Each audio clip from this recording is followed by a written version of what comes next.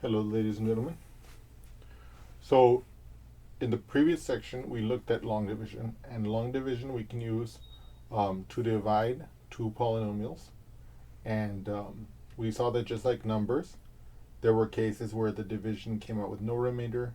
There were divisions where there were times when the division came out with a remainder, and in either case, analogous to numbers, we could use that to express the polynomial.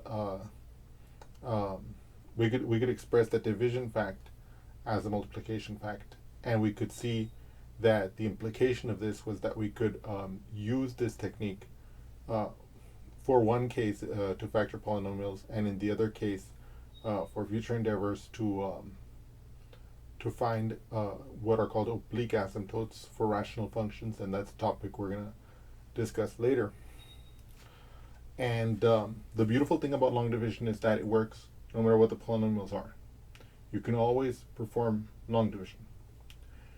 Now, there's an important technique called synthetic division. It is less general because you can only use it to divide by linear factors. Okay, and but it is very straightforward, and it is very effective for certain problems, and therefore we're going to find a lot of advantage in learning how to use it. Having said that, let's begin with an example. So first of all, what do I mean by a linear factor? I mean something like x plus r for some number r. Okay, like this. Okay. So so I'm going to do this one as a complete example. Okay. So the way you do synthetic division is like this. You put this special type of division house. Okay. And we're going to divide by the factor x plus 2. So we put the number -2 on the outside of the house. It's the opposite of whatever the term is in the house. Okay. And then we place the coefficients of the polynomial we're dividing up here. And for example, in this case, we have a square term, a linear term, and a constant term.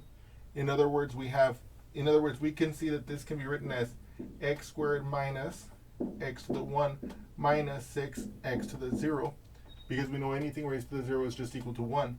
So in other words, what I'm trying to make the point of here is that there are no missing terms. Okay. Because if there are missing terms, we would have to place a 0 as a placeholder. So now I put the coefficients. What's the coefficient of the x squared? 1. What's the coefficient of the linear term? -1. And then, of course, the constant is -6 here. Okay?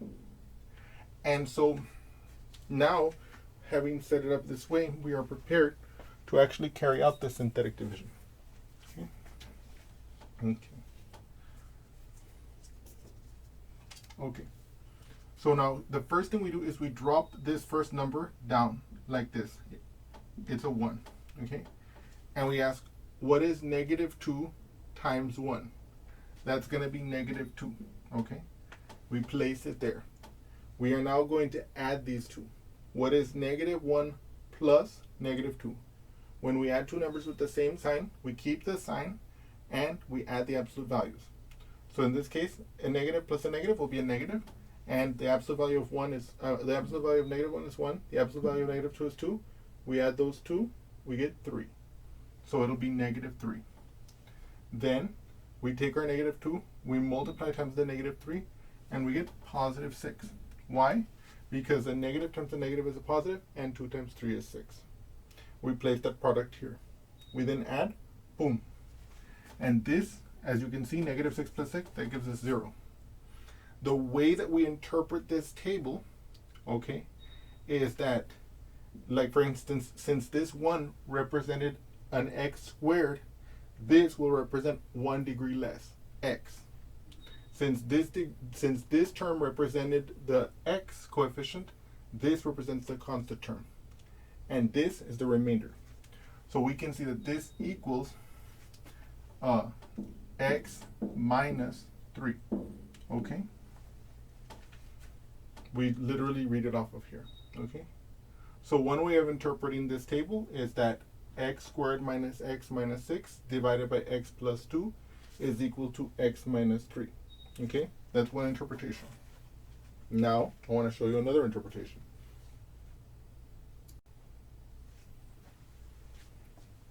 So by the way, so one of the things I want you to know is this.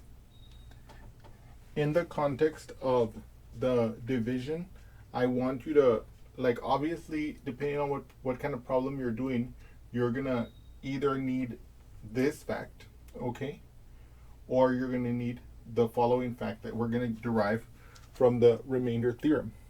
Let's read it together. If f of x is a polynomial and has remainder r when divided by x minus k, then f evaluated at k is equal to r. Now here, we were dividing by x plus 2, right? So in other words, you can see that if we're thinking about the remainder theorem, x plus 2 is the same thing as x minus the opposite of 2, okay? And so therefore, here, what is the polynomial of discussion? So if f of x is a polynomial that has remainder r when divided by x minus k, what polynomial were we dividing? We were dividing this one. So here, f of x is equal to x squared minus x minus 6, okay? So we were dividing this polynomial by the factor x plus 2, or in other words, to match it up with the theorem here, x minus k as x minus negative 2. We performed the division, as you can see here, and we got remainder 0. See, this is the remainder. So this allows us to conclude that f of the k, which is the negative 2, is equal to 0. Okay, that's what the remainder theorem allows us to determine from this. Okay, so as we're performing this division, these synthetic, well, we can say this for any division, right? If we had done the long division on this, we would have gotten a 0 remainder as well. And we could have used the remainder theorem in that situation as well to come up with the same conclusion.